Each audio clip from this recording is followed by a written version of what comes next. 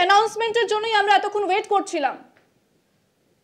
পুরো খবর, গত ৩-৪ দিন ধরে যে পরিস্থিতি চলছিল ভারত এবং পাকিস্তানের মধ্যে, যে সংঘাতের আবহ, এই মুহূর্তে দাঁড়িয়ে ঠিক ৬টা বাজে আজ ৫টা থেকে, অর্থাৎ ঠিক ১ ঘন্টা আগে থেকে সংঘর্ষ বিরতি, যে উত্তেজনার পরিস্থিতি তৈরি হয়েছিল, যে এসকালেশন চলছিল, এই মুহূর্তে দাঁড়িয়ে ডি এসকালেশন সেটা এনশিওর্ড হয়েছে। এবং একটু আগেই বিক্রম মিস্ত্রি বিদেশ সচিব তিনি জানিয়েছেন যে পাকিস্তানের director general of military operations অর্থাৎ ডিজিএমও ভারতের ডিজিএমওকে আজ বিকেল ৩:৩৫ ফোন করেন এবং দুজনের মধ্যে যে কথা হয় সেখানে দুপক্ষই সম্মত হয়েছেন যে সমস্ত রকমের ফায়ারিং এবং মিলিটারি অ্যাকশন মাটিতে অর্থাৎ ভূমিতে এবং এয়ারে অর্থাৎ যেভাবে এয়ার স্ট্রাইক হচ্ছিল, ড্রোন এবং মিসাইল হানা পাকিস্তানের দিক থেকে আসছিল, যার প্রত্যুত্তর দিচ্ছিল ভারত, বা এলওসি বরাবর যেভাবে ক্রমাগত প্ররোচনামূলকভাবে ফায়ারিং চালিয়ে যাচ্ছিল পাকিস্তান, যার পাল্টা দিচ্ছিল ভারত, সেই সমস্ত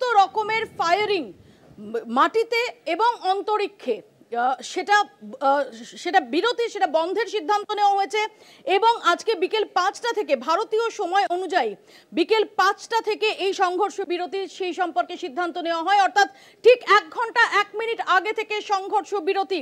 আমরা দেখেছিলাম অপারেশন সিন্দুরের পর যে পরিস্থিতি হচ্ছিল ইন্দ্রাণী, এবং প্রত্যেক দিনই আমরা যেভাবে দেখছিলাম পাকিস্তানের তরফ থেকে নির্দিষ্টভাবে আমাদের যে মিলিটারি ইনফ্রাস্ট্রাকচার, আমাদের যে জনপদ, আমাদের যে সমস্ত রিলিজিয়াস ইনফ্রাস্ট্রাকচার টার্গেট করে ড্রোন এবং মিসাইল হানা হচ্ছিল, এবং তারপর ভারতও প্রত্যুত্তর দেয়, এবং আজকে সকালেও খুব কঠোর প্রত্যুত্তর ভারতের তরফ থেকে দেওয়া হয়।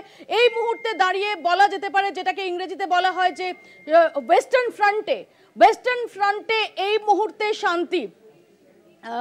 এবং সেখানে দাঁড়িয়ে যেটা আজকে জানিয়েছেন বিক্রম মিস্ত্রি যে পরবর্তী যে মিটিং হবে, পরবর্তী যে আলোচনা হবে এই director general of military operations দুই দেশে তাদের মধ্যে, সেটা 12ই মে দুপুর 12টার সময় তাদের মধ্যে কথা হবে। অর্থাৎ আপাতত সংঘর্ষ বিরতি, যেদিকে গোটা আন্তর্জাতিক দুনিয়া তাকিয়েছিল এবং গোটা দেশ তো তাকিয়েছিলই, তার কারণ ভারতের তরফ থেকে বারবার স্পষ্ট করে দেওয়া হয়েছিল যে ভারত কোনোভাবেই এসকালেশন চায় না।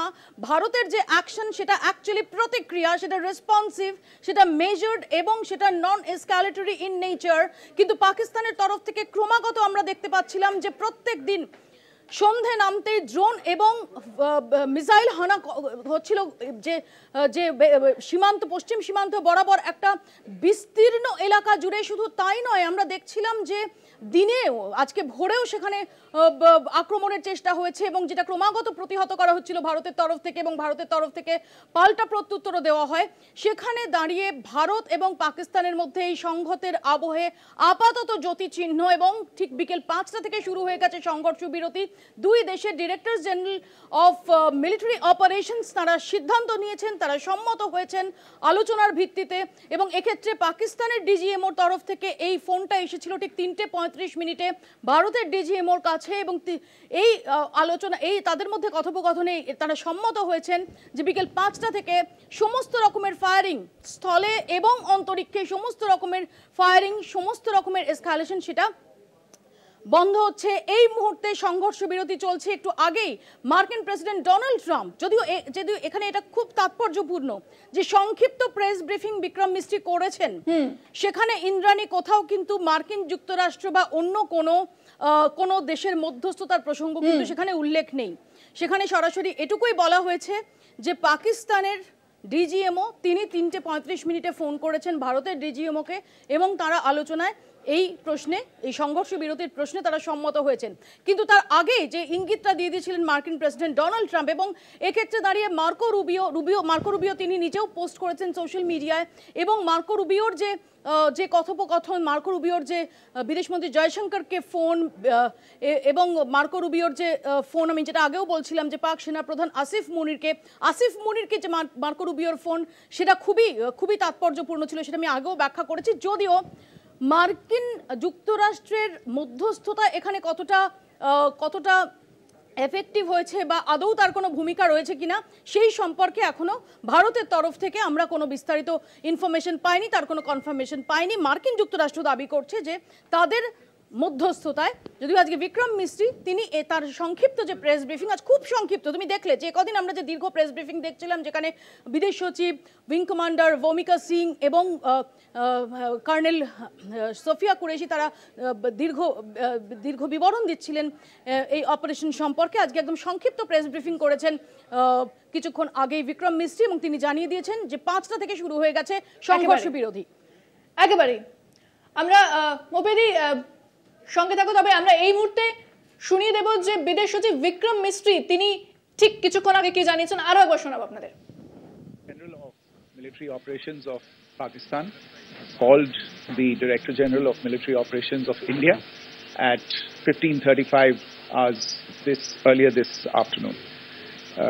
It was agreed between them that both sides would stop all firing and military action on land and in the air and sea with effect from 1700 hours Indian Standard Time today.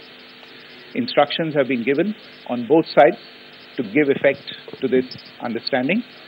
The Directors General of Military Operations will talk again on the 12th of May at 1200 hours. Thank you. আমি আবারও নিউজরুমে যাব, মফিয়াদি রয়েছে আমাদের সঙ্গে। মফিয়াদি, তুমি যেরকমটা বারবার বলছো যে এই যেখানে মার্কিন প্রেসিডেন্ট তিনি পোস্ট করলেন, তিনি বললেন যে দীর্ঘ একটা আলোচনা হয়েছে, এতক্ষণের আলোচনার পরে দুপক্ষ সম্মত হয়েছে, কিন্তু বিক্রম মিস্ত্রি তিনি কিন্তু কোনোভাবেই এটার কোনো উল্লেখ করেননি এবং সেটাও কিন্তু অত্যন্ত তাৎপর্যপূর্ণ।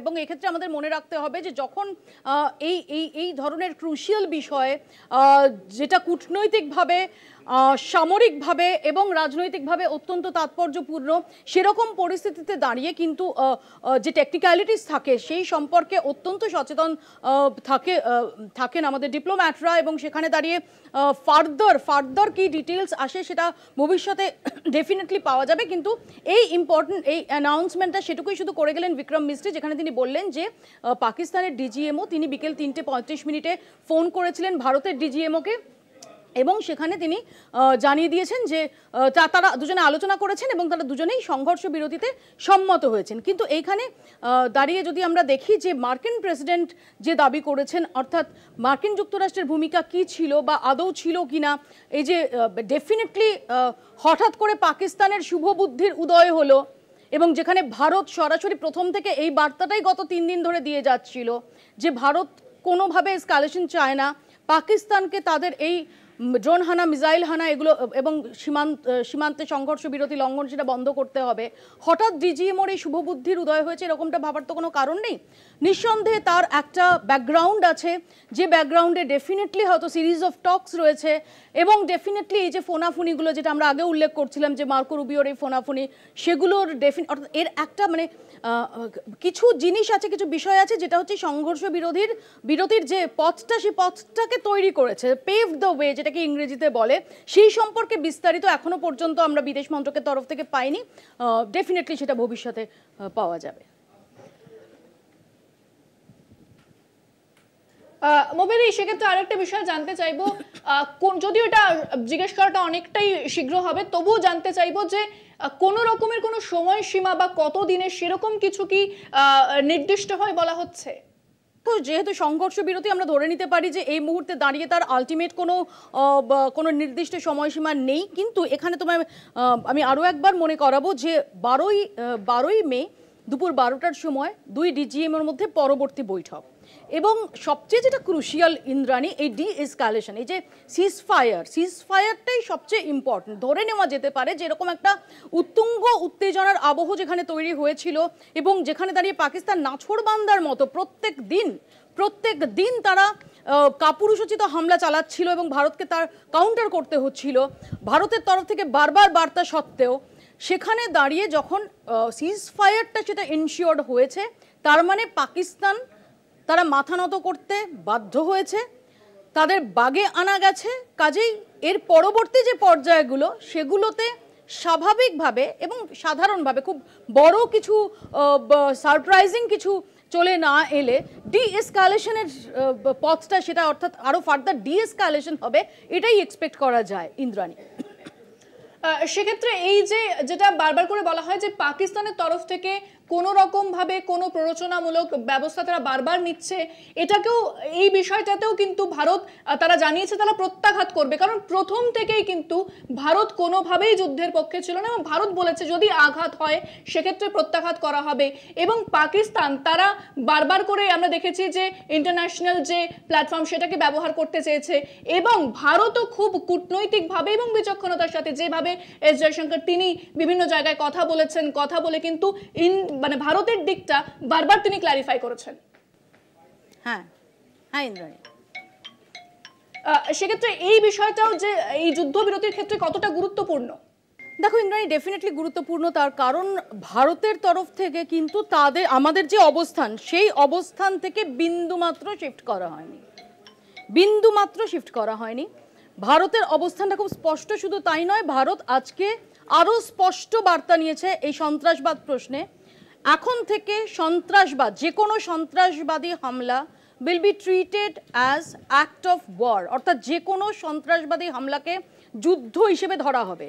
অর্থাৎ বোঝাই যাচ্ছে যে দুটো দেশ যখন প্রায় পয়েন্ট অফ নো রিটার্নে চলে যাচ্ছিল, সেখানে দাঁড়িয়ে ভারতের অবস্থানটা কিন্তু খুব দৃঢ় ছিল। যুক্তি দিয়ে, তথ্য দিয়ে তারা বারবার এইটা প্রমাণ করেছে যে পাকিস্তান সন্ত্রাসবাদে মদত দিচ্ছে ভারতের বিরুদ্ধে, ভারতকে ক্রমাগত দীর্ণ করার চেষ্টা করছে, রক্তাক্ত করার চেষ্টা করছে, যেটা ভারত মেনে নেবে না। এবং এখনো পর্যন্ত যে সিকোয়েন্স অফ ইভেন্ট যদি আমরা দেখি, আজকেও কিন্তু প্রত্যুত্তরটা ভারতের তরফ থেকে যে গেছে, একদম কড়া জবাব পাকিস্তানকে দেওয়া হয়েছে এবং তারপর ভারত তাদের অবস্থান থেকে সরে আসেনি। অর্থাৎ বোঝাই যাচ্ছে যে কূটনৈতিক প্রেশার সেটাও পাকিস্তানকে নত হতে বাধ্য করেছে। ভারতের যে সামরিক যে মাইট, যে ভারত যদি পাকিস্তান এগুলো চালাতে থাকে, ভারত যে তার পাল্টা প্রত্যাঘাত করবে এবং সেটা পাকিস্তানের জন্য শুভ হবে না, এই মেসেজটাও।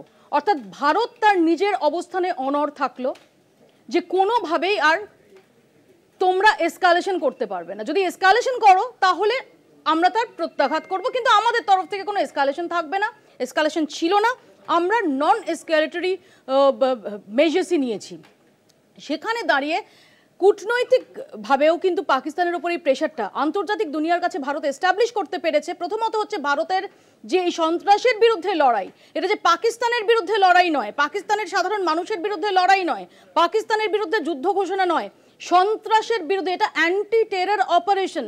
এই ভারতের এই জায়গাটাকে ভারত জাস্টিফাই করতে পেরেছে গোটা বিশ্বের কাছে এবং আমেরিকা থেকে শুরু করে, ইউকে থেকে শুরু করে, চীন থেকে শুরু করে, ইউরোপিয়ান ইউনিয়ন প্রত্যেকে এটা স্বীকার করতে, এক্সেপ্ট আজারবাইজান এবং তুরস্ক, প্রত্যেকে এটা স্বীকার করতে বাধ্য হয়েছে যে ভারতের যে টেরোরিজম রোখার জন্য যে অবস্থান এবং টেরোরিজমের পাল্টা যে অ্যাকশন ভারত নিচ্ছে সেটা জাস্টিফাইড।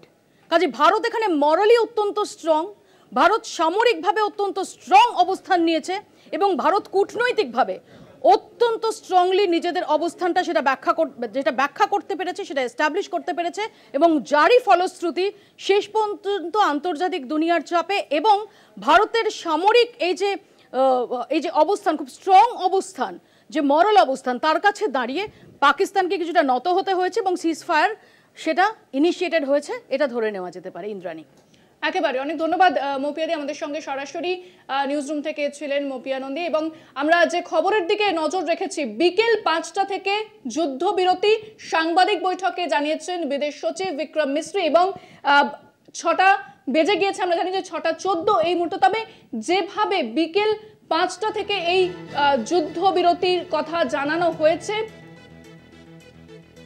কিছুক্ষণ আগেই মার্কিন প্রেসিডেন্ট ডোনাল্ড ট্রাম্প তিনি পোস্ট করেছিলেন তার সোশ্যাল মিডিয়া হ্যান্ডেল ট্রুথে, সেখানে কিন্তু তিনি বলেছেন যে দুপক্ষই অর্থাৎ ভারত এবং পাকিস্তান দুপক্ষই যুদ্ধবিরতিতে সম্মত হয়েছে বলে কিন্তু জানতে পারা যাচ্ছে এবং তিনি প্রথমেই ঘোষণা করেছিলেন। আমরা ওয়েট করছিলাম তারপরে যে কখন ভারতের তরফ থেকে অফিসিয়াল অ্যানাউন্সমেন্ট আসে, তারপরে কিন্তু বিদেশ সচিব বিক্রম মিশ্রি তিনি জানিয়ে দিয়েছেন বিকেল 5টা থেকে যুদ্ধবিরতি, দুদেশের জল স্থল অন্তরিক্ষে যুদ্ধবিরতি, 12ই মে বেলা 12টায় পরবর্তী আলোচনা। দুদেশের ডিরেক্টর জেনারেল অফ মিলিটারি তারা কথা বলেছেন এবং তারপরেই কিন্তু এই সিদ্ধান্ত, তারপরে 12ই মে পরবর্তী আলোচনা বলেই কিন্তু জানতে পারা যাচ্ছে।